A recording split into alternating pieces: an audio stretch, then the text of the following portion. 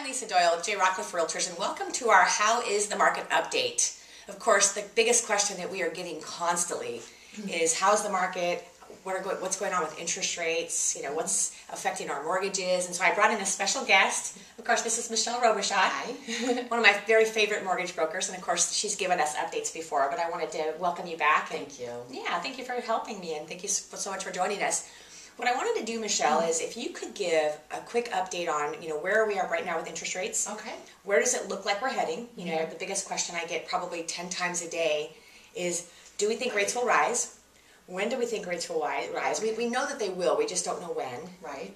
And then one question that I get a lot that I wanted you to answer today is a lot of borrowers want to know, how do they decide or how do they figure out what they can qualify for? Okay. Like how do they, how can they take their income, their debt, and figure out, without going into a lot of details with you yet, like initially. Just a ballpark for themselves. Right, okay. for their own sake. Yeah, how do they do that? Makes sense. So I thought you should walk them through that. Okay. Yeah. Do you want me to go over the rates real quickly first? Yes, please. Okay. Rates first. Okay. So rates are still in the mid-3 range, 3.5 to 3.625 for a 30-year fixed. Yeah, crazy. Yeah, it's still just like last time when we spoke. We've been staying very consistent. Right. Yeah, and I've heard of a few people able to lock in just under 3.5, like 3.45 or so. Even 3.375 on the best day. Yeah, wow. I actually have one of those. Yeah, they're very happy. Oh my gosh, yeah. So nothing crazy up and down though, and I expect it to stay that way. Of course, it's my opinion, right. But just following the market and all of that, I expect it to stay in the 3s and maybe inch up to 4s by 2014, but as we know, the feds did make the statement that they're going to keep the rates low until that period of time. Right. So, well, I think it feels like politically sometimes rates will stay low, and so I'm thinking, we may even see, again, you're the expert, but we may even see a bit of a rise next year. We'll have to possibly. See. Hopefully not. Hopefully. And I'm not making any political statements today. No, we don't talk politics. I just know that the pressure to keep them low is totally. Exactly. So now, does interest rates affect if a person's refinancing versus their purchase money? Is the rates the same? Or are the rates the same? One of my favorite lenders actually is purchase driven. It's the bank, my employer actually. Right. And so they're more purchase focused. So there is a little incentive, an extra quarter incentive for a purchase. And Michelle works for Diversified Capital. Diversified Capital, right? I knew we'd share that one time or another. Yeah. So you do get a little bit better for purchase money versus the refi. Yes. Okay. All right. Yes. The refi is still very good. That's wonderful. Yeah, very strong. And like I said, I expect it to stay. Just about where it's at. Oh, one other question I wanted to ask you that we get a lot of those that are approaching or are underwater. Is there any way of a refinance to help them as long as they have good credit, good standing, no missed payments, that sort of thing? There is. Okay. It's actually, there's a name for it. It's called HARP 2, and there's a way that you can look it up, or if you call me or one of your other lenders, they actually are able to look it up on the Fannie Mae or Freddie Mac website, and it's really easy. You just put in the address. On Freddie Mac's, you have to put in your last 4 of your social security number, the address, and if it's owned by Fannie Mae or Freddie Mac on the back end, you would not know it. So even if you're with Wells or Bank of America or whatever your lender might be, there's a way to look up, and if you are owned by them and the date, you have to have financed the property or not refied, after a date. I think it's July 2009. Okay. Yeah. Now, what if they are not owned by Freddie or Fannie?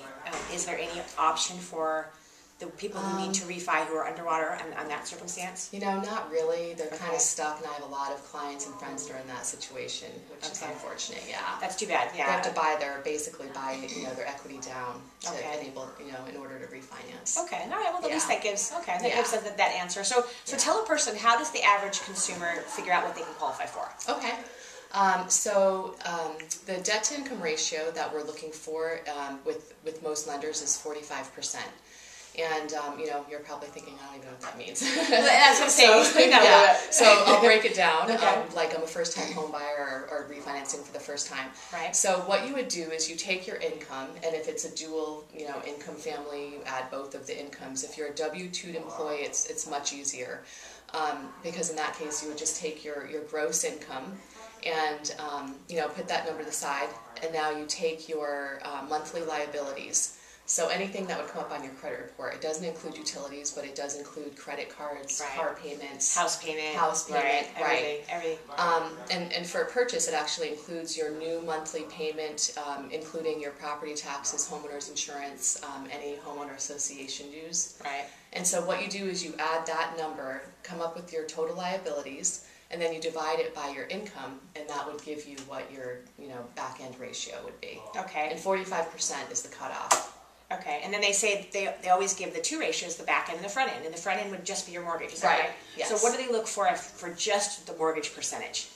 Like, let's say a person doesn't have any debt. You know what, we actually, the focus is really on the back end ratio. I've never had anyone over on that top part, so I don't even know the answer to that question. Okay. I'm sorry. No, that's just a question that I was curious about. So if a person doesn't have any debt, they pretty much just have the back end ratio and that's it. So, yeah. Okay, that makes sense. Yeah, easy enough. I can look that up for you. Yeah, you're good. We'll do that on the next update. Yeah. But that's wonderful. Well, in interest rates incredibly low. It's a wonderful time for the buyers to jump into the market. We are starting to see a recovery in our prices across the board. So next week, when I give you an update, I'll talk about that as far as the percentages of how much our local values have risen. Right. So that'll be interesting. Yeah. So if you are considering a purchase and the market is just starting to rise. Yep. Super low rates. It's a good time to jump in the market. I'm seeing increased activity for sure. Oh, dramatically increased. Yeah. And a wonderful good thing. Yeah, consumer confidence gaining and partly because of you. Thank you very much. You are welcome. Yeah. You're welcome. Yeah. Well, Great clients, so. Thank you so much for tuning in. If you have questions for Michelle, of course, we'll post her telephone number and information so you can reach her direct. Thank you. Yeah, or you can always call me and I can refer you all Michelle's information as well. My name is Lisa Doyle. My number is 925-890-7443. I look forward to talking with you soon. Thanks, Michelle. Thank you.